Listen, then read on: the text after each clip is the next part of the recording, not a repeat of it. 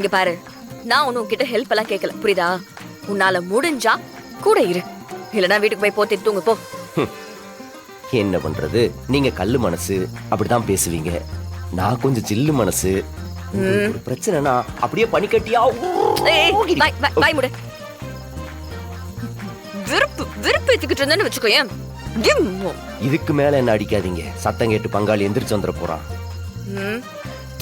மறைக்காதரி. Sorry sorry sorry, ஏதோ ப்ளோவில் வந்துருச்சு collector madam. முறைக்காதீங்க madam. நீ கலெக்டருக்கு படிச்சதுக்கு பதிலா சிபிஐ ஐபிஎஸ் அந்த மாதிரி அதர் டிபார்ட்மெண்ட்டுக்கு போயிருக்கலாம். ஏன் சார்?